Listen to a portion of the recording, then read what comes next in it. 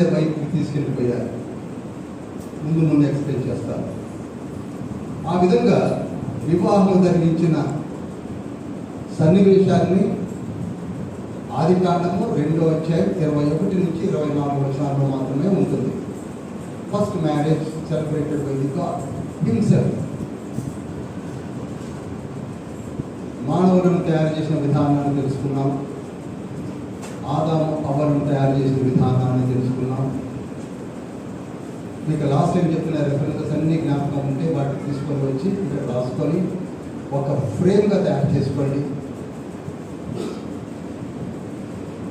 ఆ తర్వాత వీళ్ళ కొరకై, ఎవరి కొరకై? ఆ దంపతుల కొరకై తల్లి ఒక గిఫ్ట్ పట్టుకొని వచ్చాడు. మనం కూడా మ్యారేజ్ గిఫ్ట్స్ తీసుకొని వస్తాం కదండి. పెళ్ళికి వచ్చిన ప్రతి వాళ్ళ చేతిలో ఒక గిఫ్ట్ కనపడేది ఒకప్పుడు, ఇప్పుడు లేదనుకోండి.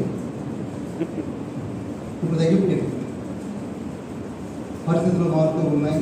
వాటి గురించిన ఒకటి పెళ్ళికి వచ్చి 1116 ఆశీర్వాదాలను రాసి తీసేశాడు. అందులో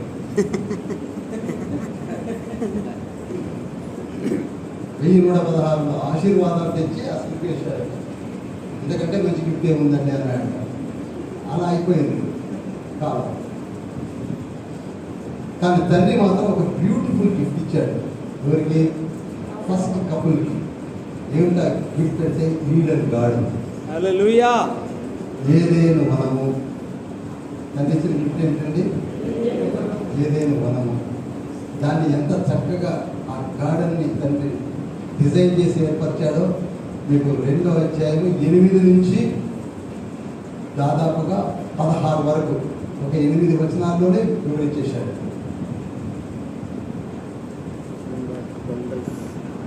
ఇది మీకు మీ పరిశుద్ధ బైబిల్ గ్రంథంలో 4 మ్యాప్స్ ఉంటాయి. ఇప్పుడు మనం ఎప్పుడు చూడం కానీ చూడండి, అలవాటు చేసుకొని 4 మ్యాప్స్ ఉంటాయి. ఫస్ట్ మ్యాప్ ఇట్సెల్ఫ్ బాగా ధ్యానిస్తే మీకు అర్థమైంది ఈడెన్ గార్డెన్ ఎలా ఉందో. ఇప్పుడు చెప్పబోతున్నాను. ఆ ఏదైనా వనంలో ఒక జీవ నది ప్రవహించుతున్నది. చెప్పండి, జీవ నది. ఆ జీవ నది 4 శాఖలైంది, 4 పాయలైంది. జీవనది అనగా అర్థం ఏంటంటే ఎప్పటికీ ఎండిపోని దాన్ని జీవనది అంటారు. మనకి ఉన్నాయి జీవనదులు. మనకి గోదావరి, కృష్ణ, గంగా, యమున, చాలా ఉన్నాయి. బ్రహ్మపుత్ర చాలా ఉన్నాయి. మన భారతదేశంలో ఉన్నాయి, సౌత్లో ఉన్నాయి. కావేరి అని కొన్ని ఉపనదులు ఉన్నాయి. ఇప్పుడు మనకున్న కినర్సాని ఇట్స్ స్ట్రీమ్ ఆర్ ఉపనది ఉంటుంది, గోదావరి రివర్. కానీ జీవనది అంటే ఎప్పటికీ ప్రవహించేది, ఎండిపోనేది. మన నదులు ఎండిపోతాయి అనుకోండి, కానీ అది ఎండదు. అటువంటి జీవనదిని తండ్రి ఏర్పాటు చేశాడు. ఆ జీవనది చదివిపిస్తున్నాను మీకు.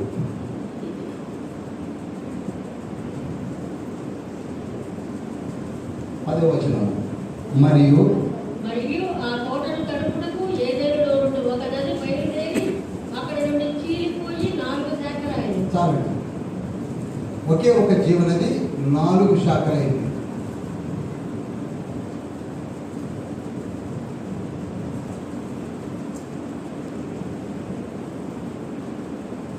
ఒకటి ఈషోను, ఈషోను, గీహోను, 2 గీహోను,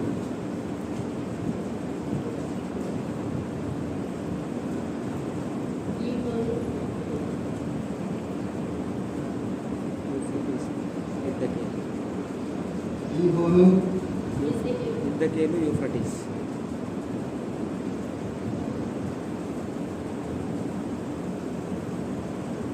ఎద్దకేలు,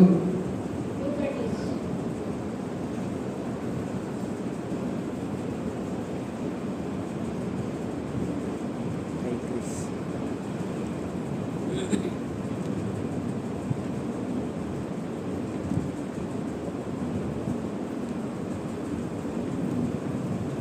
కనపడుతుందండి లాస్ట్గా మీకు కనపడుతుంది. లాస్ట్లో ఉన్నాను మీకు కనపడుతుందండి. పీషోను, గీహోను, ఇద్దకేలు, ఇద్దకేలు, యూఫ్రటీస్. యూఫ్రటీస్. ఒకే నది 4 పాయలుగా విడిపోయింది. దీని మీదనే ఎంటైర్ 66 బుక్స్ ఆదికాండం నుండి చివరి వరకు నడుస్తూ ఉంటుంది. అందుకే ఆదికాండము మనకి 11 అధ్యాయాలు అర్థమైతే బైబిల్లో ఒక 15% అవగాహన చేసినట్లే. హల్లెలూయా. ఇప్పుడు ఏదైనా మనం ఎక్కడుంది, ఏదైనా మనం ఎలా ఉంటుంది, ఏదైనా మనం బౌండరీస్ ఏంటి, ఏదైనా మనం గురించి ఆలోచనలు చాలా చాలా మనకి ఉంటాయి. అది తండ్రి మనకి చెప్పబోతున్నాడు. ఇప్పుడు ఈ పీషోను ఒక రకంగా మీకు అర్థం అవడానికి నేను త్వరగా ముందుకు వెళ్తున్నాను. ఎందుకంటే ఇక్కడనే నేను 5-6 క్లాసులు తీసుకోవడానికి నాకు సమయం చాలకపోవచ్చు. ఎందుకంటే we have complete as early as possible as for hour schedule. ఈ పీషోని రివర్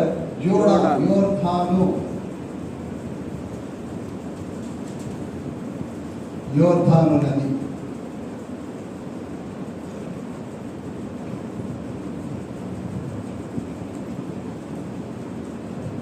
అర్థం అవడానికి మీకు త్వరగా చెప్పేశాను. ఇప్పుడు యోర్ధాను నదికి ఉన్న ఇంపార్టెన్స్ ఏమిటది? జీవనది. ఒకప్పుడు జీవనది, ఇప్పటికీ జీవనదే. పాపంలో పడక మునుపు దానికి ఉన్న పవర్ పాపంలో పడ్డాక కొంచెం తగ్గిందని చెప్పవచ్చు. కొంచెం. రివర్ జోర్డాన్ ఎక్కడుంది? యోర్దాను నది ఎక్కడుంది? యెరూషలేములో ఉంది. ఎక్కడుంది? యెరూషలేములో ఉంది. ఎందుకు యేసుక్రీస్తు ప్రభువుల వారు గలిలీ ప్రాంతంలో నదులు లేవా? ఉన్నాయి సార్. అక్కడ ఎందుకు బాప్తిస్మం ఇవ్వలేదు? తన శిష్యులు చెప్పి ఇప్పించలేదు. అక్కడ ఎందుకు ఆయన తీసుకోలేదు? జీవనది కనుక. ఎక్కడికి రావాల్సి వచ్చింది? జీవనది దగ్గరికి రావాలి. 79 కిలోమీటర్లు అండి యెరూషలేము నుంచి గలిలీ ప్రాంతానికి. ఒక రకంగా 80 కిలోమీటర్లు అంటే మన ఊరంత దూరం. యేసయ్య నడిచి వచ్చాడు. అర్థమవుతుందా? ఎక్కడికి వచ్చాడు? ఇప్పుడు మనలో బాప్తిస్మం అంటే కిన్నెరసానికి పోతున్నారు చాలా మంది. ఎందుకని పెడుతున్నామంటే ఒక ప్రవహించు నది యొక్క కాలువలోనికి పెడుతున్నారు, చేసుకుంటున్నారు. అలానే జీవనది దగ్గరికే ప్రభువుల వారు వచ్చారు. బ్యాప్టిస్ట్ జాన్ కూడా అక్కడనే ఉండి మొట్టమొదటిగా బాప్తిస్మాలు అనే ప్రక్రియను భూమిపైన జరిగించాడు. ఇక్కడ జీవనది దగ్గరని. మత్తయి సువార్త 3:1-11 మార్కు సువార్త 1:4-8 లూకా సువార్త 3 కూడా ఎక్కడ ఉంటున్నాడు? బాప్తిస్మం యోహాను అంటే అక్కడే ఉంటున్నాడు. నీతి యావత్తు ఈలాగు జరిగించడం మనకి తగి ఉన్నదని యేసయ్య అనడము. నీతి యావత్తు ఎక్కడ జరిగిస్తున్నారు? యోర్దాను నదిలో. ఎలీషా కూడా నయమానుతో ఏమంటున్నాడు? నీవు రివర్ జోర్డాన్ దగ్గరికి వెళ్ళి అక్కడ పోయి మునగమంటున్నాడు. ఏం కోపం వస్తుంది? మా దగ్గర నది లేదు. అక్కడికే వెళ్ళాలి. ఎందుకంటే దానికి ఉన్న ప్రామినెన్స్, దానికి ఉన్న ప్రాముఖ్యత నీకు తెలియదు. నయమా నువ్వు అక్కడికి వెళ్ళు. ఆ దాసుడు అంటాడు, నిన్నేమన్నా చేయమంటున్నాడా? అని అందరూ మునగమన్నాడు. మునగడా కృష్ణుడు నీకున్నదా నాకున్నదా? నీకే ఉన్నది. మునుగు. మునిగి లేచిన తర్వాత ఆలోచించిన తర్వాత పోయి మునిగా లేచిందా నిజమేనా అన్నాడు.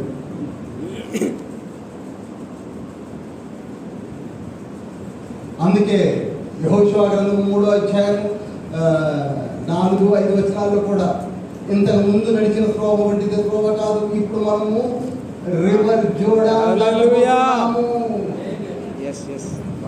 రివర్ యోర్దానులో కాలు పెట్టబోతున్నాము. యోర్దానున్నటువంటి గొప్పతనము, దీవెన మరి ఏ జీవనదికి లేదు. ఎందుకంటే అబ్రహామా పెద్దనరామలో ఉన్నటువంటి అబ్రహామును పిలిచి నేను పాలు తేనెలు ప్రవహించు స్థలానికి నిన్ను నడిపిస్తాను అంటే అక్కడ ఏముంది? రివర్ జోర్డాన్ ఉంది. హల్లెలూయా. ఇజ్రాయెల్ దేశానికి ఉన్నటువంటి monument, one of the monument river Jordan. ఈ రివర్ జోర్డాను ఇలా పైనుంచి వచ్చి ఇక్కడ ఇలా అని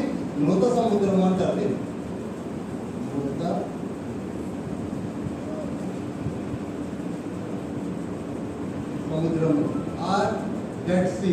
డెడ్ సీ.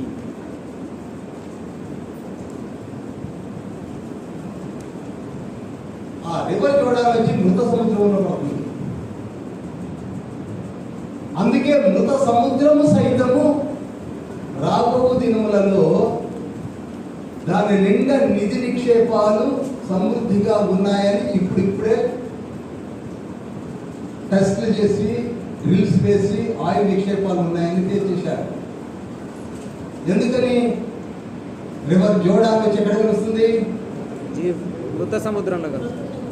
మీకు హెచ్కేల్ గ్రంథం 47వ అధ్యాయాన్ని చదివినట్లయితే అక్కడ ఒక ఊట బయలుదేరి ఎక్కడికి వచ్చి కలుస్తుంది? సముద్రంలో పడుతుంది. సరే, అంత దూరం నేను వెళ్ళను, జ్ఞాపకం ఉంచుకోండి. ఇక రెండవ నది పేరు ఏం పేరు? గీహోను. అదే కదండి, గీహోను. ఈ యోర్దాను నది ఎక్కడుంది? యెరూషలేములో సార్. యెరూషలేము. ఈ గీహోను అనేది ప్రజెంట్ పిలువబడుతున్నది నైలు నది.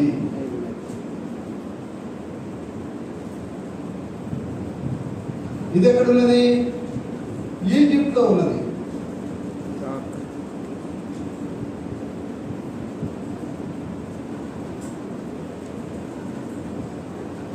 చెప్పండి,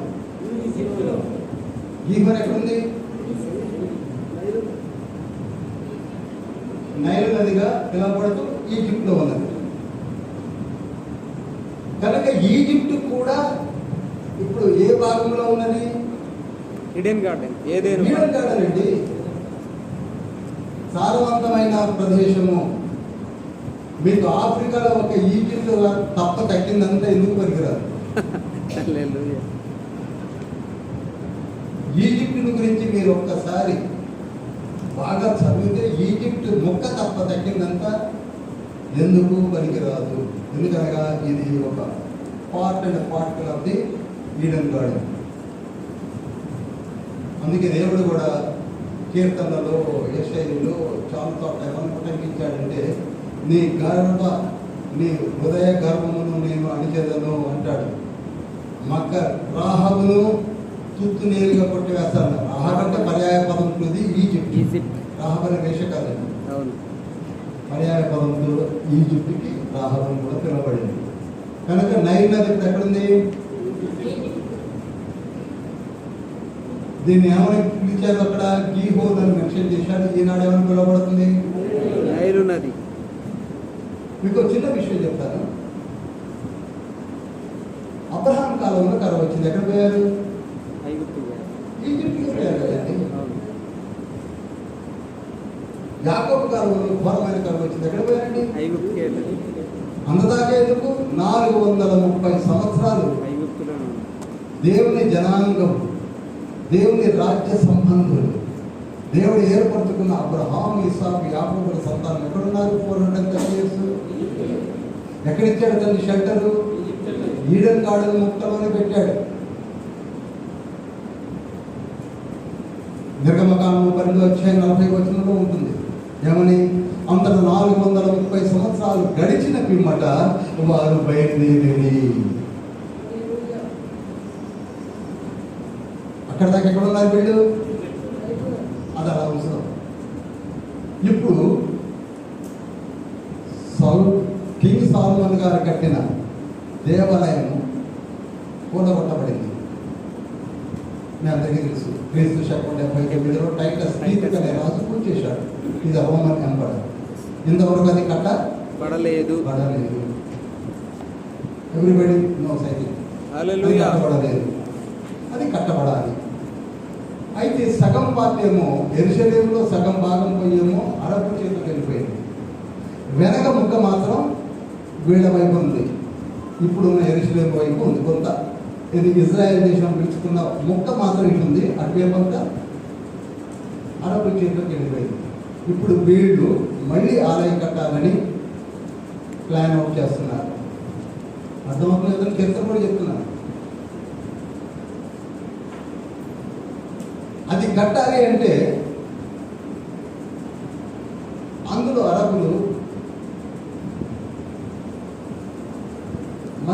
కట్టుకున్నారు. డోమ్ ఆఫ్ ది రాక్ అని పేరు పెట్టి డోమ్ ఆఫ్ ది రాక్. బంగారంతో మసీదులు కట్టుకున్నారు. డోమ్ ఆఫ్ ది రాక్ దాని పేరు. మేమేమో అంటున్నారు, అది మేము ఏమోమో, మీకేమొక్కుందో అది కట్టుకుంటే కట్టుకొని ఏమైనా చేసుకొని అంటున్నారు. వీళ్ళేమంటున్నారు, అది మాది, మా కింగ్ సాల్మన్ హిస్టరీ ప్రకారంగా కట్టబడింది కాబట్టి బైబిల్ చూడండి, రికార్డ్ చూడండి అంటారు ఇజ్రాయేలీ. వాళ్ళు ఏమంటున్నారు, ఆయన తీసుకురాయండి, మేము ఇవ్వము అంటారు. అది అలా ఉంచుదాం. ఇప్పుడు బైబిల్ ప్రకారంగా వారు చచ్చినట్టుగా ఆ ప్రదేశాన్ని ఇస్తారు. హల్లెలూయా. ఎందుకని అక్కడనే ఆలయం కట్టబడుతుంది. అక్కడ ఆలయం కట్టబడింది అంటే మనం బూట్లు తోడుకొని రెడీగా ఉండాలి. హల్లెలూయా. ఎందుకంటే యాంటీ క్రైస్ట్ వచ్చేస్తాడు. Yes. ఈ రోజు రాత్రి వస్తాడు, రేపే వస్తాడు. No no no no no. Hallelujah. ఫస్ట్ ఆలయం కట్టబడాలి. ఆమేన్. అలా ఉంచుతాం. ఈ ఆలయం కట్టబడాల్సింది ఎక్కడ? యెరూషలేములో. ఏదైనా మధ్యవర్తిత్వం జరగాలి, జరిపించాలి. అగ్రదేశాలు ఉన్నాయి, అమెరికా ఉంది, ఇంగ్లాండ్ ఉంది, రష్యా ఉంది, ఇటువైపు మధ్య ఆసియాలో ఉన్నటువంటి పెద్ద పెద్ద దేశాలు ఉన్నాయి. వాళ్ళందరూ కలిసి ఎక్కడైనా మాట్లాడుకోవచ్చు కదా. కానీ పీస్ టాక్ ఎప్పుడు కూడా ఈజిప్ట్లోనే జరుగుతుంది. హల్లెలూయా. కైరోలో జరుగుతుంది. Cairo capital of. మీకు ప్రెసిడెంట్ బుష్ కాలం నుంచి మొదలుపెట్టి ట్రంప్ అక్కడనే, బుష్ అక్కడనే, చివరికి ఏ ప్రెసిడెంట్ అయినా కైరోకి, ఈజిప్ట్కి పిలిచి అక్కడ వాళ్ళ గొర్రెండని మాట్లాడుకుంటున్నారు. ఎక్కడ మాట్లాడుకుంటున్నారు? ఈజిప్ట్లోనే. ఎందుకని అనగా ఆ ముక్క ఈడెన్ గార్డెన్లో ఉన్నది. నేను చెప్పేటి కూడా 4th స్టేజ్లో చెప్తున్నాను. హల్లెలూయా. హల్లెలూయా. హల్లెలూయా. ఇక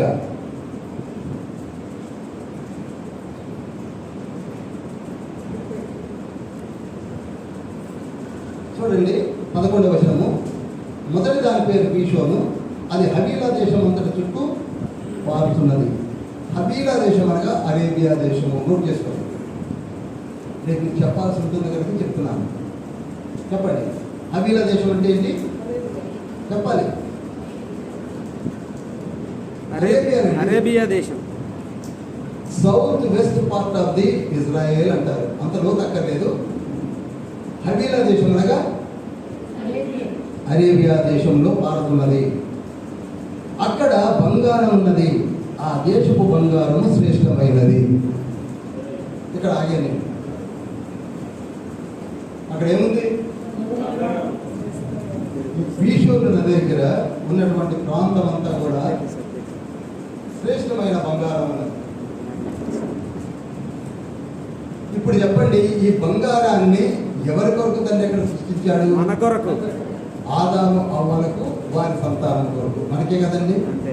ఇప్పుడు మనం ఏమయ్యాము? చిన్న మెత్తు బంగారం అంటే పరమకాన్ని పోవాలని చెప్పుకుంటున్నాం. అవును. కానీ తండ్రి ఏం చేశాడు? బంగారాన్నే మన కొరకు. బంగారం ఎందుకు ఏర్పాటు చేశాడు? మన కొరకు. ఒక మాట చెప్పండి, మన కొరకు. మన కొరకు. సరే, ఇప్పుడు ఒక డాక్టర్ వచ్చింది. ఆయన క్రిటిసైజింగ్ ద డాక్టర్. లాజికల్లీ అన్నాను. కింగ్ సాల్మన్కి ఉన్న సింహాసనం మీకు తెలుసా? మేలిమి బంగారం. ఆ మెట్లు బంగారం. అడుపక్క ఇటుపక్క ఉన్న సింహాలు బంగారం. ఆయన తలపైన కిరీటం బంగారం. నాకు తెలిసి ఆయన వేసుకున్న చెప్పులు కూడా బంగారం ఏంటంటే. ఆయన రాజదండము బంగారం. ఇప్పుడు పోతే పరలోకంలో మనకు కనపడతాడు. ఇప్పుడు పరలోకంలో బంగారం కూడా పోరనుకుంటే ఆయన ఉంటాడు. అంతదాకా ఎందుకు? జకర్యా గ్రంథంలో యెహోషువ అనే ఒక యాజకుడు ఉన్నాడు. అతని పేరేంటండి? యెహోషువ. చెప్పాలి. యెహోషువ. కిరీటం. అతను పరిశుద్ధాలయాన్ని కట్టిస్తాడు. ఎజ్రా గ్రంథంలో పడిపోయిన పరిశుద్ధాలయాన్ని కట్టిస్తాడు. వేరే స్టోరీ. తండ్రి అంటున్నాడు, దేవుడే అంటున్నాడు, కిరీటం బంగారు. మీరు బంగారమును తీసుకొని ఒక కిరీటమును చేసి, చెప్పండి, కిరీటమును చేసి యెహోషువ అనే యాజకుని తలపైన పెట్టండి. హల్లెలూయా. ఎందుకంటే ఆయన ఎఫర్ట్స్ అలా ఉన్నాయి. ఆయన నిద్రపోవడం లేదు. అవును. తిండి తినడం మానేశాడు. నా గుడి కట్టబడాలని చెప్పి ఒక 4 వ్యక్తులు, జెరుబ్బాబెలు, యెహోషువ, హగ్గై, జకర్యాలు నిద్రపోవడం లేదు. అందుకు తండ్రి ఇన్ రిటర్న్ ఈనాడు మనలో మన దగ్గర 9 మంది సువార్త దండోరాలు పెడుతున్నారని నేను ఎంతో సంతోషించాను. That's why I have selected this hallelujah. church only because they are doing something for the Lord. ఆమేన్. మాటలు కాదండి, ప్రతిదీ తండ్రి రికార్డ్ చేసుకుంటున్నాడు. హల్లెలూయా. ఇన్ రిటర్న్ ప్రతిఫలము నేను ఇస్తాను అంటాడు మత్తయి సువార్త 10:42. In return I will give everything. ప్రతి హార్డ్షిప్కి నేను ఎందుకు 2 గంటలకి ఇంటికి వెళ్ళాను, ఇప్పుడు 6 గంటలు కంప్లీట్ చేసుకోవాలి. ఈరోజు 4 గంటలకే మళ్ళీ పరిగెత్తుకు వచ్చాను. ఎందుకనగా ఇన్ రిటర్న్. ఆయన ఏదైనా ఒక చిన్న బోనస్ గిఫ్ట్ ఏమైనా పైన పెడతాడని సంతోషం. హల్లెలూయా. మీరు కూడా ఇక్కడ ఆలోచించకండి, మనకి పరలోకంలో గిఫ్ట్స్ ఉన్నాయి. 7 కిరీటాలు అంటారు. ఏవో కిరీటాలు దేవుని చెప్తారు అనుకోండి. ఆ కిరీటాలు ఎవరి కొరకు? మన కొరకు మామూలు ఇత్తడియా, కాదు, రాగియా, కాదు, బ్రాంజియా? కాదు. దేవుని స్టేటస్ ఎలా ఉంటుంది మనకి? హల్లెలూయా.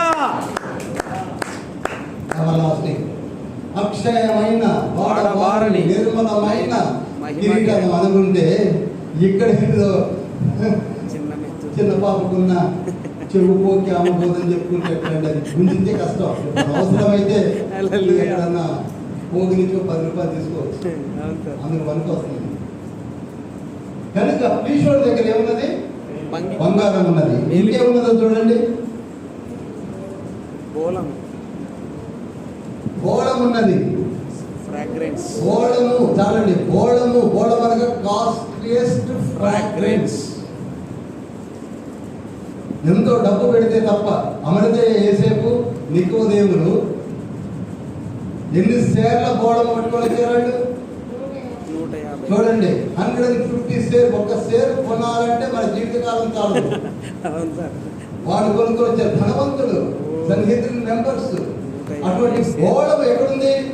హవిలా దేశంలో. అందుకే జనాను ఇప్పుడు ఎంటైర్ వరల్డ్ ఎవరి వైపు చూస్తున్నారు? ఇజ్రాయెల్ వైపు చూస్తున్నారు. హల్లెలూయా. 97 లక్షల జనాభా కలిగిన, just 97 lakhs. Even queen cities, Hyderabad, Secunderabad ఉన్న పాపులేషన్ అంతా కూడా లేదు అక్కడ.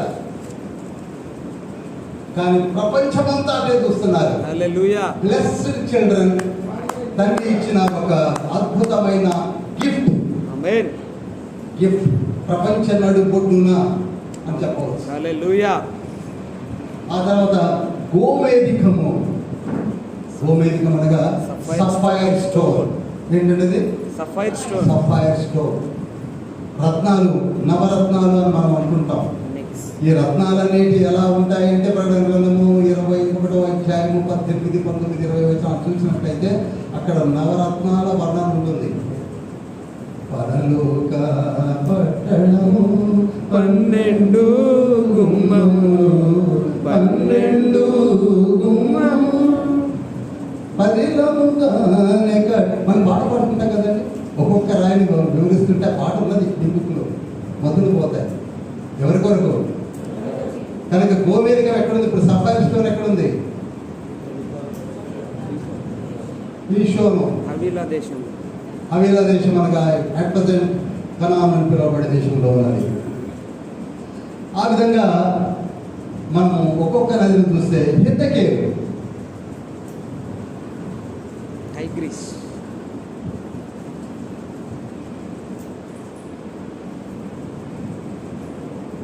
ఏలాం దేశం. ఏలాము దేశం,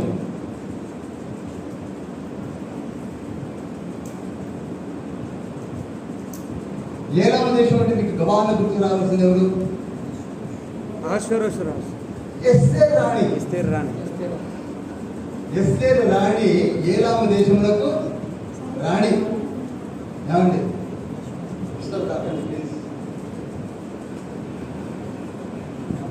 బయట కూర్చొని ఆటలు చూడండి. ఈ హితకేలు నది ఏలాము దేశమునకు పడమరన ఉంటుంది. మీరు ఫస్ట్ మ్యాప్ తీయండి ఒకసారి, తీసి చెయ్యి పైకి లేకుండా తీసేయాలండి.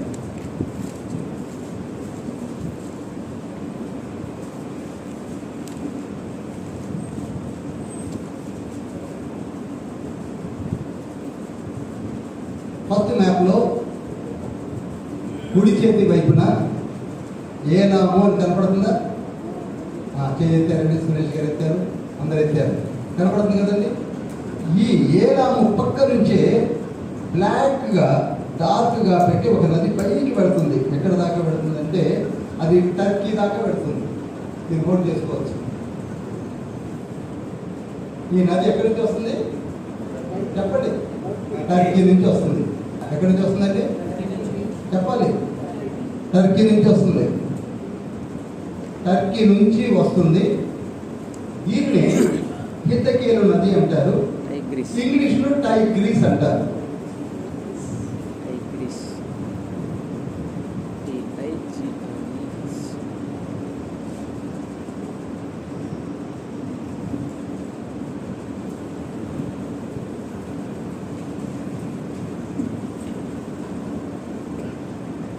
ఇంగ్లీష్లో ఏమంటారండి? టైగ్రిస్.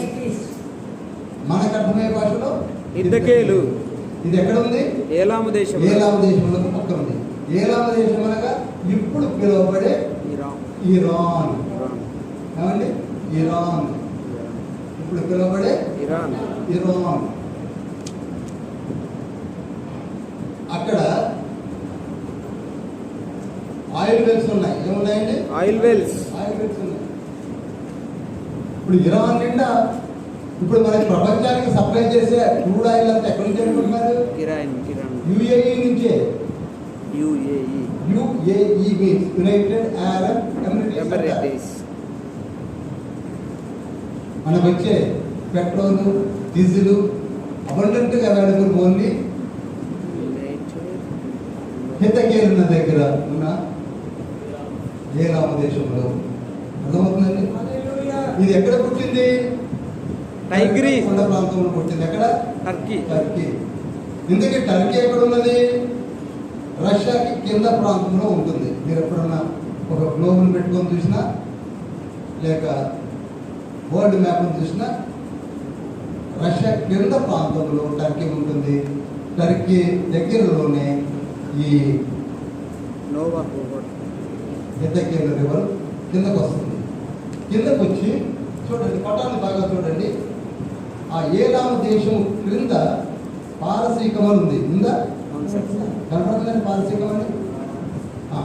పారసీకము పక్కన ఒక సముద్రాన్ని వేసి గీతలు కొట్టారు. కనపడుతుందా?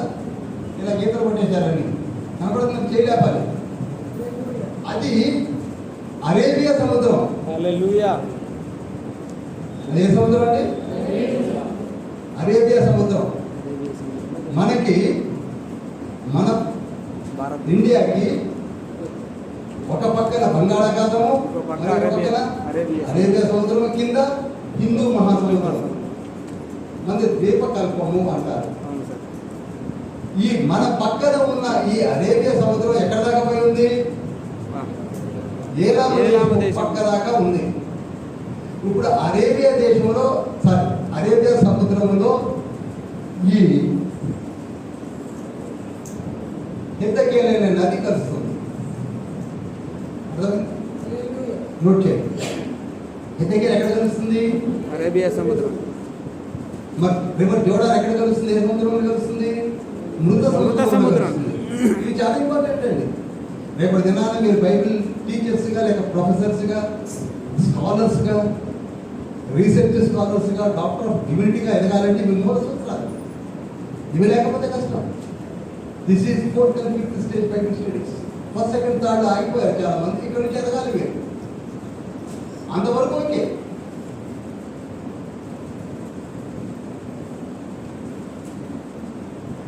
టర్కీలో పుట్టింది ఏమిటి? హిద్దకేలు దర్శనం. ఎక్కడ పుట్టింది? ఎక్కడ దాకా వచ్చింది? అరేబియా సముద్రంలో కలుస్తుంది. ఇంకో మాట చెప్పాలా? ఆ టర్కీ దగ్గర ఉన్నటువంటి అరారాత్ కొండ టర్కీ దగ్గరలోనే ఉంది. హల్లెలూయా. నోవా. అక్కడ పోయి ఓడ ఆగింది. హల్లెలూయా. ఎక్కడ ఆగింది? నోవా ఓడ అక్కడే ఆగింది. టర్కీలో ఉంది. 7వ మాసమున అని ఉంటుంది. ఇంకా 7th మంత్. 7th మంత్ అనగా ఏతానీము నెల, తిస్రీ నెల. ఆ నెలలోనే ఎందుకు ఆగింది? అక్కడనే రాశాడు మంత్రుల గురించి మోషే గారు. హల్లెలూయా. అవును సార్. 7వ నెల యొక్క ప్రాముఖ్యత చూడండి. ఇంకా ముందు నేను మీకు లేవి కాండంలో చెప్తాను మనసు యొక్క ప్రాముఖ్యతను. ఆ 7 నెలలో ఏంటండి ఎంత ప్రాముఖ్యత అంటే 7 నెలల్లో 3 పండుగలు ఉన్నాయి. ఒకటి పూర్ణ పండుగ, ప్రాయచిత్తార్థ పండుగ, పర్ణశాల పర్ణశాలల పండుగ. ఈ 3 పండుగలు ఏ నెలలో ఉన్నాయి? తీసిరి 7 నెలల్లో ఉన్నాయి.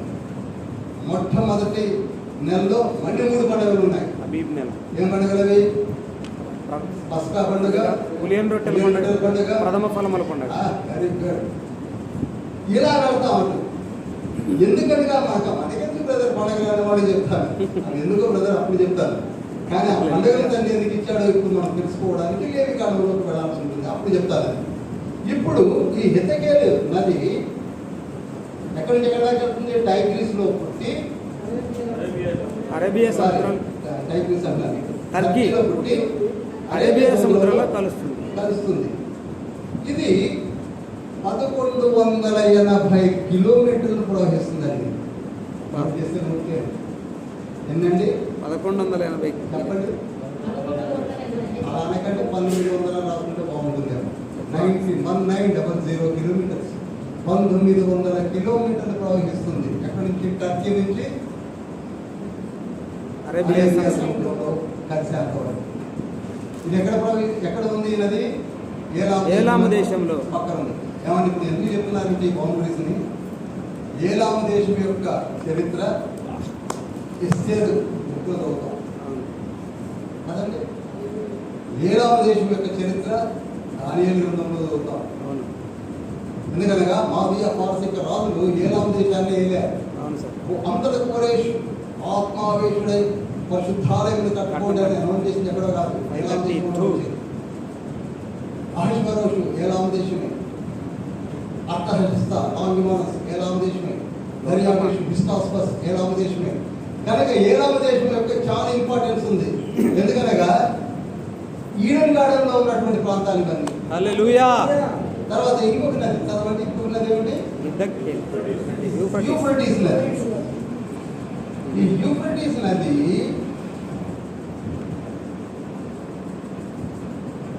బబులోను దేశము పక్క నుంచి ప్రవహిస్తుంది. బబులోను ఇరాక్ దేశము మొదటి పట్టాలు మాత్రం పక్కకి తీయకండి, అది చూస్తూనే ఉండండి. ఇక్కడ బాబేలు అనే ప్రదేశంలో పక్కన ఒక నది పోతుంది, చూసారా?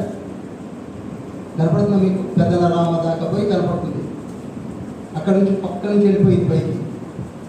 కనపడిందా?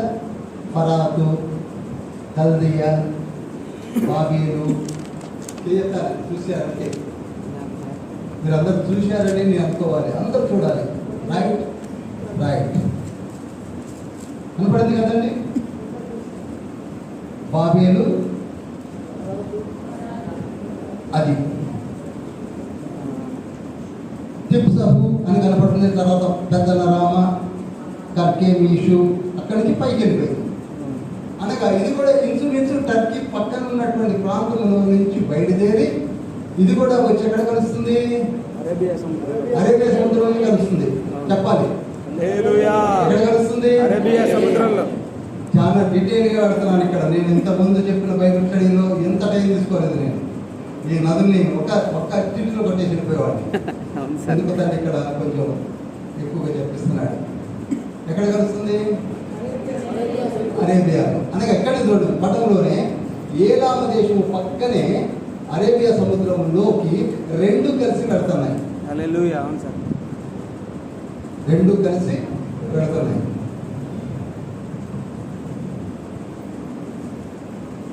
ఈ ప్రాంతంని పర్షియన్ గల్ఫ్ అంటారు. నోట్ చేయండి. Persian Gulf.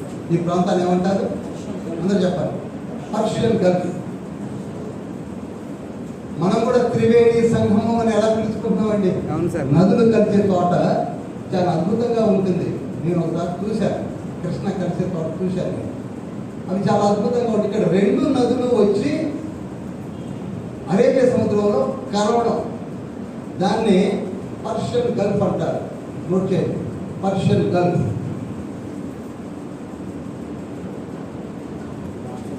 పర్షియన్ గల్ఫ్ అని పిలువబడుతుంది.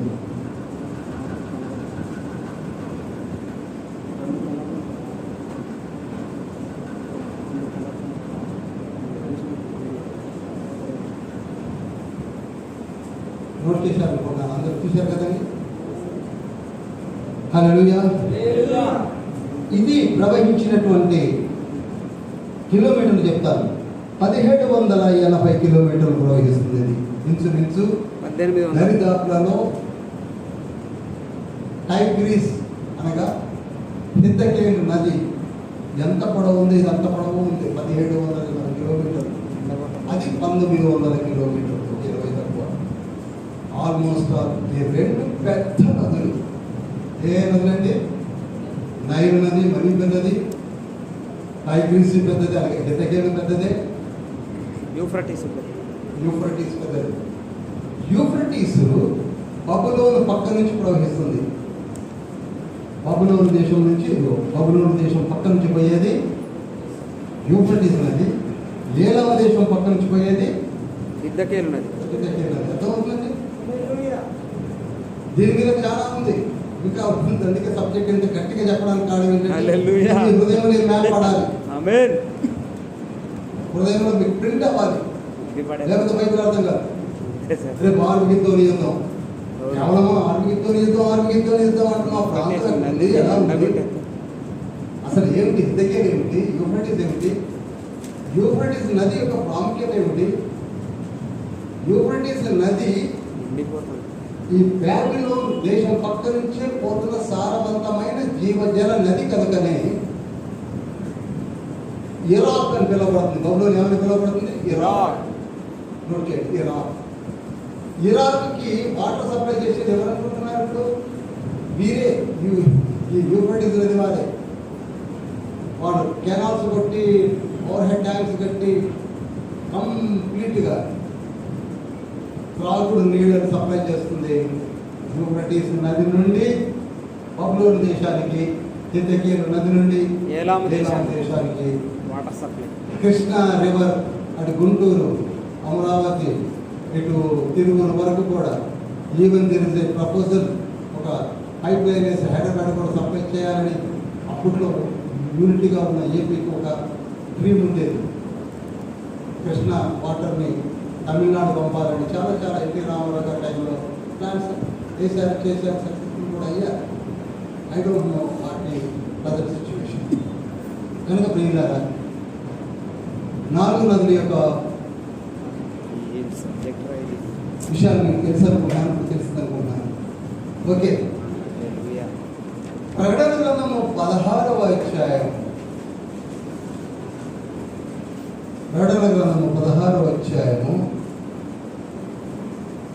12వ వచనం. భారతదూత తన పాత్రని యూఫ్రటీస్ అను మహానది మీద కుమ్మరింపగా కాదండి, చూడండి యూఫ్రటీస్ యొక్క పరిస్థితి ఆది కాండంలో ఉండి అనగా అక్కడ తన పాత్రను కుమ్మరింపగా, ఎన్నో పాత్ర అనేది? 6వ పాత్ర. 6వ పాత్రను కుమ్మరిస్తే ఆ నది ఎండిపోతుంది. హల్లెలూయా. పూర్తిగా ఎండిపోయినప్పుడే ఆర్మితో యుద్ధానికి దారి. వే ఏర్పడుతుంది. అర్థమవుతుంది కదా? హల్లెలూయా.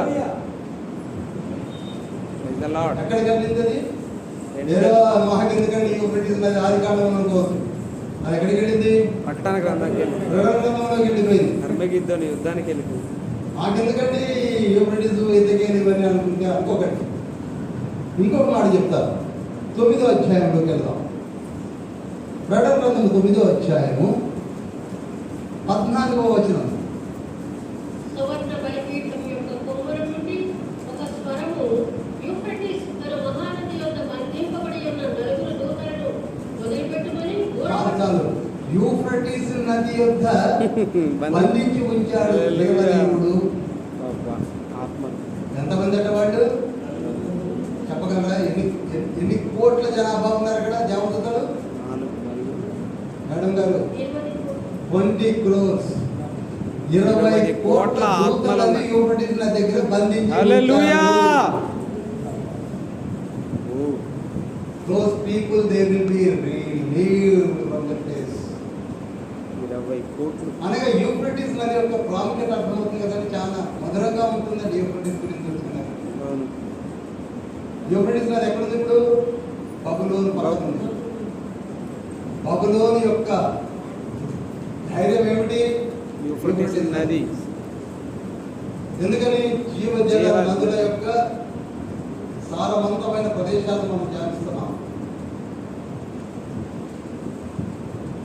ఏలామ దేశం పక్కనే బబులోను ఉంది.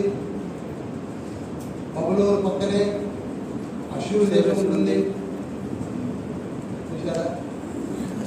అషూర్కి బబులోనికి మధ్యలో సిరియా ఉంటుంది. ఆ అషూర్కి ఇంకా పక్కకి వెళ్ళిపోతే పెదనరామ మధ్యాసియా ప్రాంతం ఉంటుంది. ఇదంతా ఈడెన్ గార్డెన్లో ఉన్న ప్రాంతమే కనుక బైబిల్ యొక్క చరిత్ర అంతా అక్కడే తిరుగుతూ ఉంటుంది. చూడండి, హల్లెలూయా. బయటికి పోదు. ఇంగ్లాండ్ గురించి ఇంగ్లాండ్ ఉన్న నది పైన నేను కుమరిస్తాను అంటాడా? అమెరికా మీద పెద్ద బోధ పోతాను అంటాడా? ఇక్కడే తిరుగుతుంది. 4వ పటం ఎదురు పెట్టుకొని చూస్తే టర్కీ కింద భాగం నుంచి ఈజిప్ట్ దాకా వచ్చి అవుతుంది. ఇటువైపు ఏలామ దేశం దాటి మళ్ళీ అటువైపు ఉన్న ఆ పక్కన ఉన్న ఆఫ్ఘనిస్తాన్, పాకిస్తాన్, ఇండియా, ఆస్ట్రేలియా అటువైపు కూడా రావట్లేదు. ఏలామ దేశంతో ఆగిపోతుంది. ఇటువైపుకి వచ్చేసరికి రోమ్ తర్వాత పోనే పోవట్లేదు. రోమ్తో ఆగిపోతుంది. ఇక్కడే తిరుగుతుంది చరిత్ర అంతా. మీరు 66 పుస్తకాలు చదువుతూ ఉన్నాడు, అక్కడే తిరుగుతూ ఉంటుంది చరిత్ర అంతా. ఎప్పుడు కూడా బియాండ్ దిస్ బౌండరీ పోనే పోదు. హల్లెలూయా.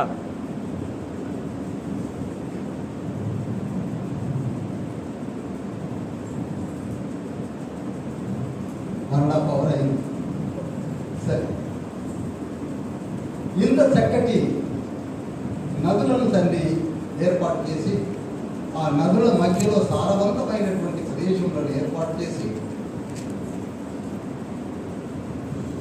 వీటంతటిని కూడా అబ్రహామా నేను నీకు ఇస్తాను అన్నాడు. హల్లెలూయా. ఎవరికి ఇస్తానండి? అబ్రహాముకి ఇస్తాను. ఇంకా మీకు అనుమైన విషయాన్ని తెలియజేస్తే ఆశ్చర్యపోతారు. వీళ్ళు ఒక చిన్న ముక్కలో ఇరుక్కొని ఉన్నారు. ఎరుసలేం ఎంత ఉందనుకున్నారు? చిన్న ముక్క. దాని వైశాల్యం అదంతా చెప్పడానికి ఇప్పుడు మీకు అనవసరంగా ముందు చెప్తాను కనుక చాలా చిన్న ముక్కలో ఉన్నారు. కానీ తల్లి వాగ్దానం చేసిన ఎంతవరకు అనగా ఆదికాండము 15వ అధ్యాయము 18వ వచనం. ఆదిమందే యెహోవా ఐగుప్తు నది మొదలుకొని గొప్ప నది అయిన యూఫ్రటీస్ నది వరకు ఈ దేశమును అనగా కెనీయులను, ఫలిష్తీయులను,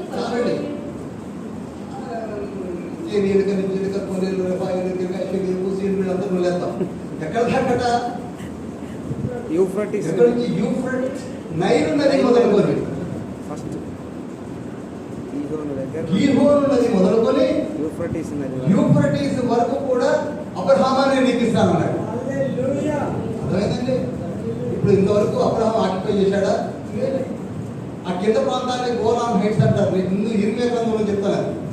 అక్కడ దాకా వెళ్ళక ముందే ఇక్కడే ఉన్నారు అనగా దేవుని యొక్క వాగ్దానం ఎక్కడ దాకా ఇవ్వాలి? అబ్రహాంకి యూఫ్రటీస్ వరకు ఇవ్వాలి. యూఫ్రటీస్ బౌండరీ దాకా టచ్ అవ్వాలి. ఇప్పుడు యూఫ్రటీస్ బౌండరీ ఎవరాధీనంలో ఉందంటే మీకు తెలుసు, అరబ్స్. అనగా తండ్రి రాబో దినాల్లో అబ్రహాం సంతానం జయించేస్తారు. అది హెచ్కేల్ 38వ అధ్యాయం చెప్తాను, తర్వాత చెప్తాను. గమనించండి ప్రియులారా, ఇవి మీ హృదయంలో, మీ రికార్డ్స్లో చక్కగా నోట్ చేసుకోండి, చక్కగా రికార్డ్ చేసుకోండి. Hiddekel, Euphrates, river Jordan and river Nile, ఈ 4 నదులు కూడా జీవ జల నది యొక్క పాయలు మనకు ఈ విధంగా కనపడుతూ ఉన్నాయి. ఆమేన్. హల్లెలూయా. హల్లెలూయా. ఇప్పుడు తల్లి ఆదామవ్వలను సృజించి ఆ తోటలో పెట్టాడు. మీరు ఏం కష్టపడడం అవసరం లేదు. మీరు బయటికి వెళ్తే అన్ని ఫ్రూట్సే. మీరు ఎక్కి ఎగిరి గైలు పెట్టుకుని చూసుకోవాల్సిన అవసరం లేదు. హల్లెలూయా. మధురమైన ఫ్రూట్స్, అద్భుతమైన ఫ్రూట్స్. అప్పుడు వర్షాలు లేవు, గచ్చపొదలు లేవు, అకాల వర్షాలు లేవు, ఉన్నటువంటి పెద్ద గురువులతో ధడధడమైన పిడుగులతో వర్షాలు లేవు, ఏమీ లేవు. అవును. హ్యాపీగా ఫ్రెష్గా మీకు నచ్చిన ఫ్రూట్ కొనుక్కొని కోసుకొని తిన్నామన్నాడు. అవును సార్. వాళ్ళు అలానే తింటున్నారు. అందుకే ఇప్పుడు చాలా ఆరోగ్యంగా ఉన్నారు కదండి. 930 సంవత్సరాలు బతికాడు అలా మాటలుగా. ఎందుకని అంతా ఫ్రూట్స్ మీద, మనం తినేది అంతా ఎనిమిది మీద. ఎనిమిది non veg. Chicken kebab, mutton kebab, prawns, biryani, నూనె ఇట్లా చేస్తే పడాలి. కొందరు పప్పు వండి మధ్యలో గుంట పెట్టి చేయి తాపుతారు. దేనికి? నెయ్యి. ఈ చేతులు వేసిన నెయ్యి అందులో వేస్తారు. వేసి ఒక వాయి ఉట్టి పప్పు నెయ్యితో తింటారు, రెండవ వాయి ఆవకాయతో తింటారు, మూడవ వాయి పెరుగుతో తింటారు, నాలుగో వాయికి సందడిగా పడుకుంటారు. మనం కూడా ఈ 3 వాయిల్ని ఉట్టి బిర్యానీ తింటాం. అవును సార్. కదా? కానీ ఆదామవ్వలు ఫ్రూట్స్. Only fruits. ఇప్పుడు మనకి అవేర్నెస్ పెరిగి ప్రధాన ఫ్రూట్స్ తండ్రి అంటున్నారు. రోగాలు. కానీ ప్రభు అన్నాడు ఆదికాండము 1వ అధ్యాయము 28-29 వచనాల్లో మీకు ఫ్రూట్స్ ఆకుకూరలే ఆహారము. మీకే కాదు, సింహానికి కూడా అవే, ఏనుకి కూడా అవే, పెద్ద పులికి కూడా అవే ఫ్రూట్స్, యాపిల్స్,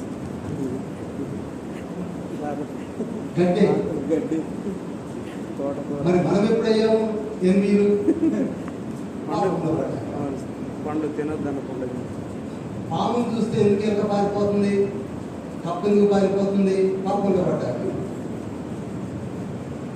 ఇప్పుడు మనము ఆకుకూర తినడం ఎప్పుడో మానేసాం కదండి. అవును సార్. ఎప్పుడో మానేసాం. అసలు మొక్క లేనిదే తింటలేవు, ఫంక్షన్స్ జరగడం లేదు. వీళ్ళ తండ్రి ఇచ్చిన ఫుడ్ ఏమిటి మనకి? Fruits and vegetables. గమనించండి, 28-29 వచనాల్లో ఉంది. 30-31 అంటాడు సమస్తము మంచిది అన్నాడు.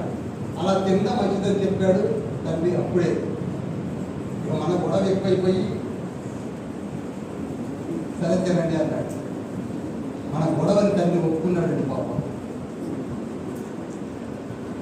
మన గొడవను ఒప్పుకున్నాడు. నిర్గమకాండము 16వ అధ్యాయంలోకి వచ్చేసరికి విశ్రిత జనం అన్ని వదిలేసి ఇక మాకు ఎప్పుడు ఈ పరలోకపు మన్నానేనా, అవును సార్, మాకేం కావాలి? ఊరేళ్ళు, ఊరేళ్ళు, ఊరేళ్ళు కావాలి, మాంసం కావాలన్న. అవును సార్. ఎన్వి మన్నా అక్కర్లేదట. దేవదూతల ఆహారం అంటే కూడా మనకి ఇష్టం లేదండి. మనకేం కావాలి? ఎన్వి, ఓన్లీ ప్యారడైజ్ బిర్యానీ కావాలి. అందుకే ప్రభు 16వ అధ్యాయంలో ఊరేళ్లను సైతం రప్పించి వాళ్ళని ఎదుట పడేటట్టు చేశాడు. ఎంత గొప్ప తండ్రి అండి.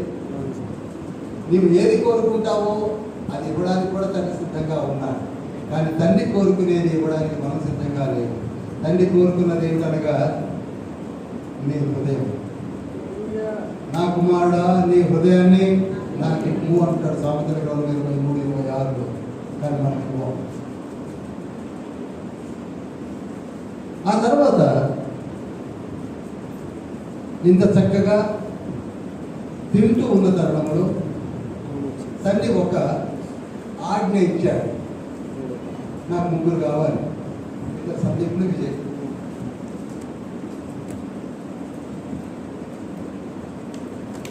త్వరగా రావాలి.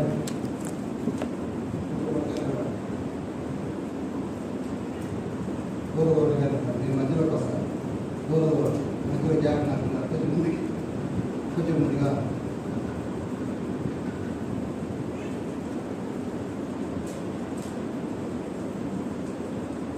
తండ్రి ఆదామును సృష్టించాడు.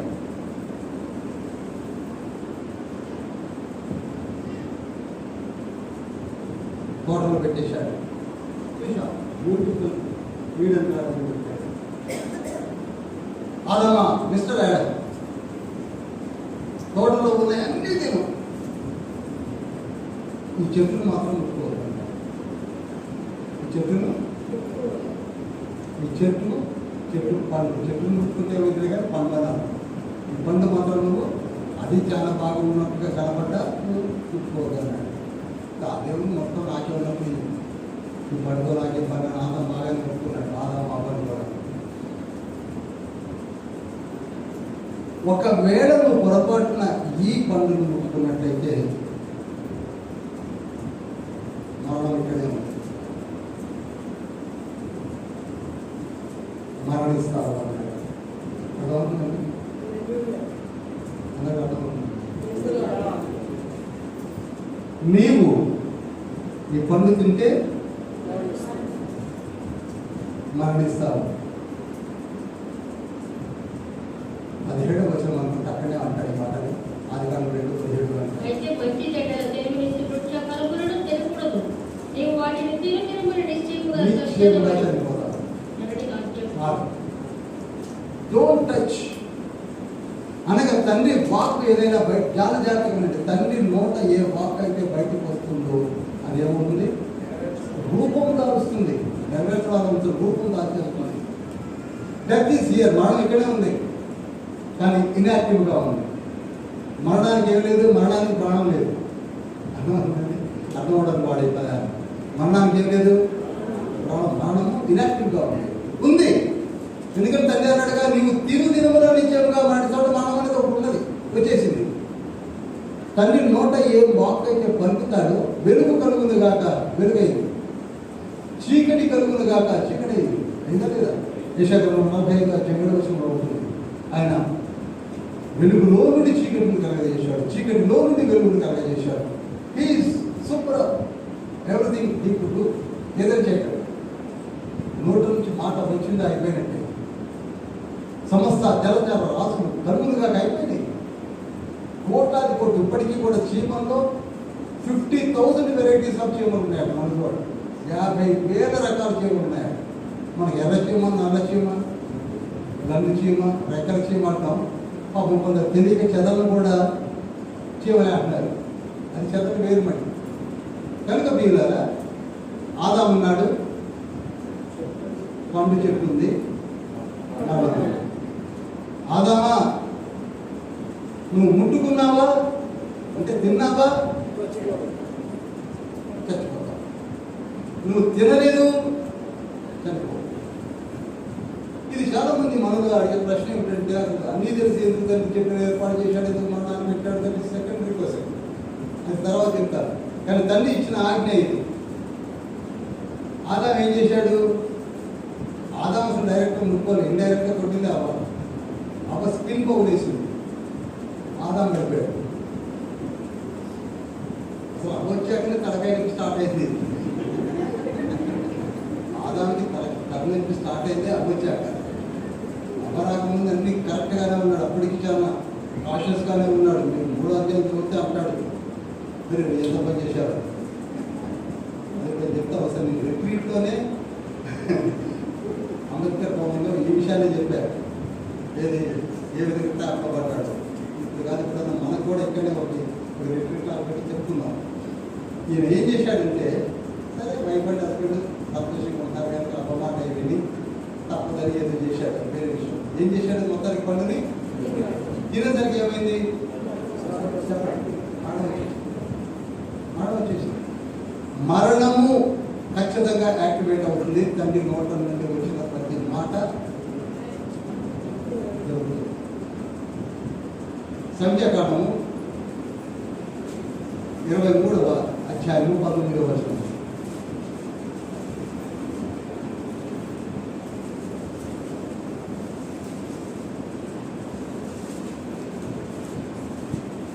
దేవుడు అబద్ధమాడుటకు ఆయన మానవుడు కాడు, పశ్చాత్తాపపడుటకు ఆయన నరపుత్రుడు. అదే పొరపాటు పెట్టానే ఈ మరణాన్ని ఆయన పశ్చాత్తాపడు.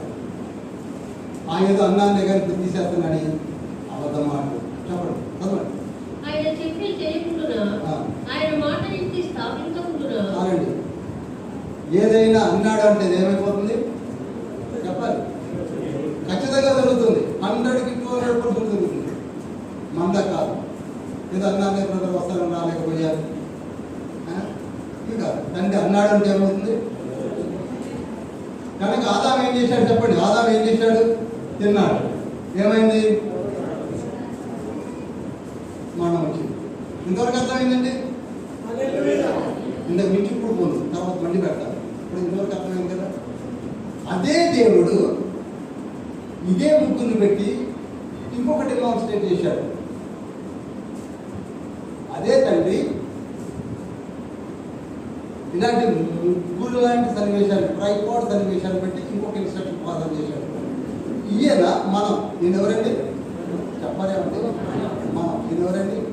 మనం మానవులం. ఆదాములో నుండి వచ్చిన మనం, ఆదాము సంతానం. మనం ఎరగలు పడ్డాం, మనం అందరూ ఎరగలు పడ్డాం.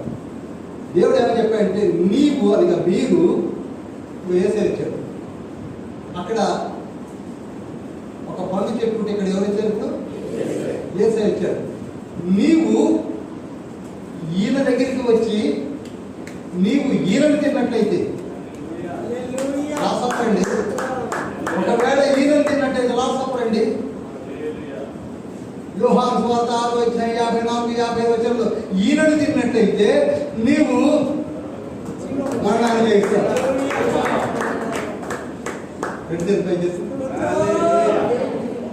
మనం చేతులు ఎత్తేసింది. మనము అర్థమైందండి. మనము ఆదాం సరే తిన్నాడు, చచ్చాడు. మరి ఇప్పుడు మనతో ఏమంటున్నాడు? నీవు యేసయ్యను తిన్నట్లయితే నీవు మరణాన్ని చేస్తావు. దౌర్భాగ్య స్థితి ఏంటంటే మనకంటే ఆదామే తిన్నాడు, చచ్చాడు. కానీ మనం తిని బ్రతికేటట్లేవు. ఇప్పటికి చెట్ట తిన్నామంటావా? తింటే మంచిదే అంటున్నారు అందరూ, పాస్టర్లు, మీటింగులు. కానీ తిందామా? తింటే నిజంగానే బ్రతుకుతానా? తిన్నాడు కింద రాదాం. తిన్నాడు డబ్బుల్లో పడ్డాడు. మనం తినరాదు. ఎస దగ్గర రా, you please come to me అంటున్నాడు యేసయ్య. నువ్వు రా. 2 చేతులు చాచి మరీ పిలుస్తున్నాను. యెషయా గ్రంథం 65:2 సామెతల గ్రంథం 3:24 నా 2 చేతులు చాచి రండి, నన్ను తినండి, నేను జీవాహారము. పరలోక రాజ్యంలోనికి గ్యారంటీగా వస్తారు, మరణాన్ని జయిస్తారు. హల్లెలూయా. జనమే రామే ఎక్కడ కూర్చొని తిందామంటావా? ఎంతకాలం ఆలోచిస్తాం? పరలోకం నుండి మీ కొరకే దిగి వచ్చాను. అసలు కొందరైతే నన్ను తినమంటున్నాడు ఏమిటని విడిచిపెట్టి వెళ్ళిపోయారట. యోహాను సువార్త 6:66 వెళ్ళిపోయారు. మళ్ళీ వెనక్కి తిరిగి చూడకుండా. వాళ్ళందరూ ఎక్కడ ఉంటారంటే తీర్పు తిన్నాను అంటారు. మీరు తిన్నారు తినలేదంటే కనపడుతుందిగా. చక్కగా మండుతుంది చూడు.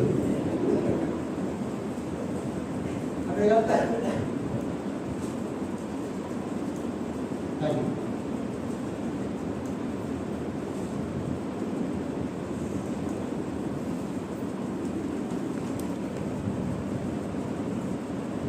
ఆ విధంగా సాతానుడు ఎందుకు ట్రాప్ చేశాడంటే 25 minutes ఎందుకు ట్రాప్ చేశాడంటే సాతానుడికి బాగా తెలుసు ఆ పండు తినడంత వరకు ఈ మనుషులు చావడు. చచ్చిపోతేనే ఇప్పుడు మీ దగ్గరికి నా దగ్గరికి సాతానుడు కానీ దెయ్యం కానీ వస్తుందని చెప్పి వాళ్ళ మాటలు నమ్మకండి. రాలేడు. హల్లెలూయా. ఆయన వచ్చి నిన్నేమి గట్టిగా బట్టి లాగలేడు. స్పిరిట్ బాడీ ఏంటంటే ఎరకక బోలు పెట్టినట్టు ట్రాఫిక్ పెడతాడు మన దగ్గర. అంతే అంతే తప్ప సాతానుడే మనల్ని మార్చగలిగితే యేసే వచ్చి మనల్ని ఒక్క నిమిషంలో మారులు కాకుండా మారపోయేవాడమా? అవును సార్. చెప్పలేమండి. మారేవారమే. బతుకుని అడుగుతున్నాడు మారు మనసు ఏం చేయలేకపోతాడు. మారు మనసు ఉందండి. సమీపించినది మారు మనసు ఉందండి. అమ్మలారా అయ్యలారా నా వెనక సిలువను చూస్తూ నడుస్తుంది ఏడుస్తున్నారు ఎందుకు? మారు మనసు పొందండి, మీ కొరకు ఏడవండి, మీ పిల్లల కొరకు ఏడవండి, మీరు పొందండి. ఎందుకనగా I have given you the will, మీ చిత్తాన్ని నీకే ఇచ్చాను. ఎమోషన్స్ మీన్స్ భావోద్రేకాలు మీకు ఇచ్చాను, చిత్తాన్ని ఇచ్చాను, ఎమోషన్స్ ఇచ్చాను, నీకు హృదయాన్ని ఇచ్చాను. కనుకనే నేను బతికినాడాల్సి వస్తుంది. లేకపోతే అక్కడనే ఉంది, ఇక్కడ దాకా ఎందుకు రావడం? ఆ పరలోకంలో కూర్చొని మార్పు కాక ఆయన దిగి వచ్చి సిలువలో వేలాడి బతికిలాడి కన్నీరు గార్చి పార్వత పట్టణానికి వచ్చి ఇప్పుడు యేసయ్య ఆ బస్ స్టాండ్ సెంటర్లో కూర్చొని కన్నీరు విడుస్తున్నాడు. దేనికి? ఈ పార్వత పట్టణం మారలేదు. ఎందుకని? మనం పెట్టలేదు. ఇక సాతానుడు ఏమి చేయలేడు. ఆదామును కానీ ఎవరిని కానీ ఎవరు చేయగలడా? మళ్ళీ చెప్తున్నానండి, మన జేబులో ఉన్నది 100 రూపాయలు. 100 రూపాయలతో ఏమొస్తుందో మనకి బాగా తెలుసు, కానీ నగల దుకాణంలో పెడతామా? అలానే సాతానుకున్న కెపాసిటీ చాలా తక్కువ, మన దగ్గరికి రాలేడు. పోతే ట్రాప్ పెడతాడు, ఆ ట్రాపే అబకేశాడు. ఆదాం పడ్డని తెలుసు, ట్రాప్ పడిపోయింది. ట్రాప్లో వెనకబడ్డట్టుగా అవ్వబడిపోయింది. సరే, అదంతా మీకు బాగా తెలుసు. పాస్టర్ గారు చెప్తారు, స్పష్టంగా చెప్తూనే ఉంటారు, ప్రతి వారం చెప్తూనే ఉంటారు.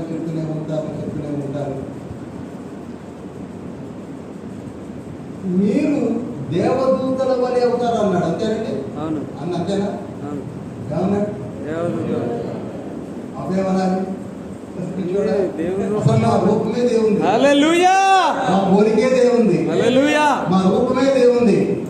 ప్రతిరోజు సాయంత్రం మా దేవుని మేము చూస్తున్నాం, ఆయన మేము ఒకేలా ఉంటాం. అట్లా పడతాం మనం. ట్రాప్ అట్లా వేస్తాడు చక్కగా. హబక్కూకు గ్రంథము 1:15 ఉంటుంది.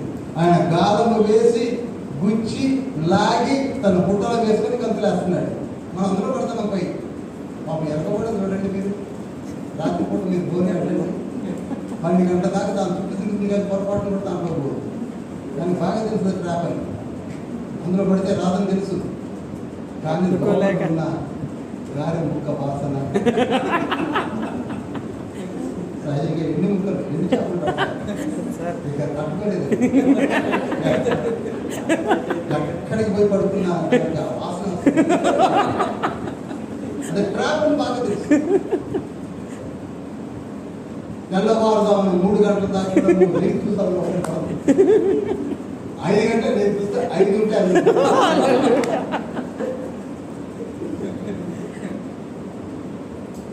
ఒకటి పడ్డాను కదా, మనం కూడా పోదాం. అందరికీ సెంటర్ గంట బయటకు రావచ్చు.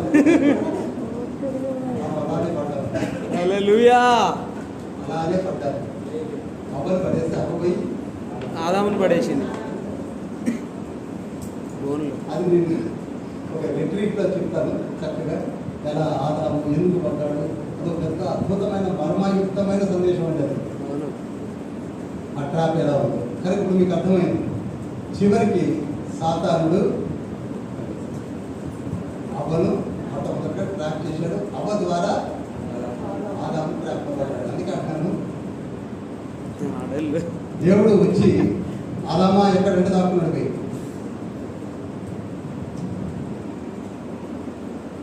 అవ్వమ్మ కూడా ఎక్కడంటే ఆయన పక్కన దాక్కొని ఉంది. ఇదంతా ఇప్పుడు చెప్పాలనుకోండి, ఎందుకు దాక్కోవలసి వచ్చిందని తప్పు చేశామని తెలుసుకున్నారు. అలానే మనము కూడా తప్పు చేశామన్న సంగతి మన మనస్సాక్షి ద్వారా మనకి తెలుస్తుంది. అవును, హల్లెలూయా. అప్పుడు తండ్రి ఇద్దరిని పెట్టుకున్నామని చెప్పి సాతాన్ని గతించాడు, శపించాడు అని మీకు 15వ వచనంలో ఉంటుంది. 3:15 వచనంలో, సాతానా, స్త్రీ సంతానములో నుండి నీ శిరస్సును కొట్టువాడు పుట్టును రాబోతున్నాడు. అదే క్రిస్మస్. హల్లెలూయా. అదే క్రిస్మస్. స్త్రీ సంతానము నుండి వచ్చే సంతాన చిగురే ప్రభువారు. హల్లెలూయా. ఎందుకని అనగా, ఏ స్త్రీ అయితే సర్వ మానవాళికి పాపాలు తెచ్చిపెట్టిందో ఆ స్త్రీకే ఆ ఘనత కూడా తండ్రి ఇచ్చాడు. హల్లెలూయా. నీ సంతానం ద్వారా నేను లోకానికి రక్షణ కలుగుతుంది. ఎందుకంటే నీవే తెచ్చావు పాపాన్ని మూడగట్టడానికి నీవే కనుక నీవే రక్షించాలి. అందుకే స్త్రీ సంతానము అన్నాడు. గర్భీ రాష్ట్రపతికి 4 ఉంటుంది అనుకోండి. దాని యొక్క నెరవేర్పు వాళ్ళు సంపూర్ణమైనప్పుడు చేసే స్త్రీ నుండి పుట్టి జన్మించారు. ఇక తర్వాత అక్కడ ఒక చక్కటి శాపము లాంటి వరం. నీవు ప్రసవ వేదన పడి పిల్లలు కట్టావు. అక్కడ నుంచి స్టార్ట్ అయింది డెలివరీ యొక్క లేబర్ పెయిన్స్. ప్రసవ వేదన పడి కట్టావు. ఆ కన్నడంలోనే సృష్టికి ప్రతి సృష్టి చేసే ఒక వరాన్ని ఇచ్చారు. అక్కడ ఇంకా కొన్ని మాటలు ఉన్నాయి, అవి మీకు అవసరం లేదు. కానీ ముందు నీకు 4th స్టేజ్లో లోతులోకి వెళ్ళినప్పుడు నీకు వాంఛ కలుగును, నీ భర్త నిన్ను ఏలును అన్నాడు. ఈనాడు ఎక్కడో పుట్టి పెరిగినటువంటి ఒక పెళ్లి కుమారుడు, ఎక్కడో వేల కిలోమీటర్ల దూరంలో ఒక పెళ్లి కుమార్తె ఎందుకు ఇష్టపడి పెళ్లి చేసుకుంటున్నారంటే చూడండి, అది ఒక ప్రత్యేకమైన వివరించలేని ఒక ఆకర్షణ కలిగినటువంటి మ్యాగ్నెటిక్ ఫీల్డ్.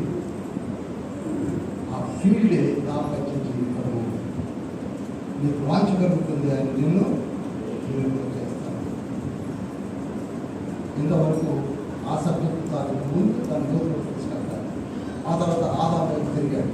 ఆదాము సెకండ్ పర్సన్ తీసు కోర్టులో కొడుతుండే A1, A2, A3, A4 అంటారు. అంటే అక్యూజ్ 1, అక్యూజ్ 2. ఆదాము అక్యూజ్ 2. అసలు A1 ఎవరంటే సాతానుడు, A2 అవ్వ, A3 ఆదాము అవుతాడు. అప్పుడు ఆదాముకి తిరిగి అన్నాడు, ఆదామా నీవు చెమటోడ్చి ఆహారాన్ని సంపాదించావు. చెమటోడ్చి కష్టపడి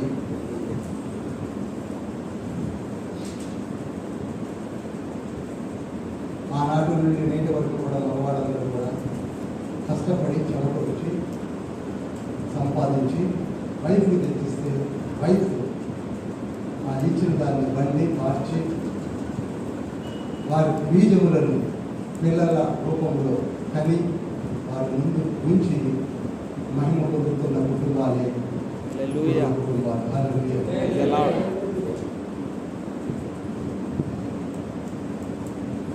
ఇప్పుడు ఆదాము ఆ తోటలో ఉండి చెమటోడ్చి పని చేయవలసిన స్థితి లేకుండా కానీ తను ఏం చేశాడు? అడగొట్టేశాడు.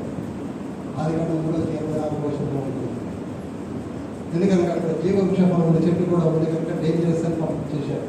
ఇప్పుడు ఆదాము బ్రతికి ఎలా అయిందండి? చెమటోడ్చి చెప్పాలి, కష్టపడాలి. ఇప్పుడు మనం కూడా ఏం చేయాలి? కష్టపడాలి. కడుపుకి అన్నం కావాలంటే చెమటోడ్చి కష్టపడాలి. కనుక ఏదైనా వలమును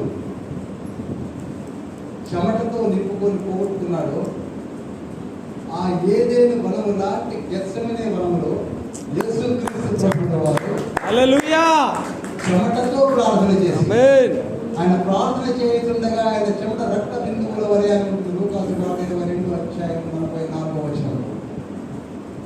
ఏ చెమటనైతే ఓడ్చి ఓడవలేక ఎండిపోయాడో అదే చెమటను కడపటి ఆదామైన యేసయ్య మన కొరకే చిందించి రక్తం రూపంలో చెమట ద్వారా ప్రార్థించి మన అందరినీ ఆ ఈడెన్ గార్డెన్లోనికి నడిపించడానికి వచ్చాడు. హల్లెలూయా. ఏదైతే పోగొట్టుకున్నామో ఆది కాలంలో పోగొట్టుకున్న దాన్ని ప్రకటన గ్రంథంలో పొందుకోబోతున్నాము. ఆమేన్. ఇదండి ఫస్ట్ బిగినింగ్ అండ్ క్లైమాక్స్. ఆదాము ఏం పోగొట్టుకున్నాడండి? ఏదైనా వనం, జీవవృక్ష వనం. ఎక్కడ పోగొట్టుకున్నాడు? ఆది కాండం 2:24 పోగొట్టుకున్నాడు కదా. ఇప్పుడు దాన్ని తిరిగి పొందుకోవాలంటే ప్రకటన గ్రంథం 22వ అధ్యాయము ఒకసారి చదవండి మేడం. 14వ వచనం. నీవు ఆ గుమ్మములకు చదవండి. 22:14.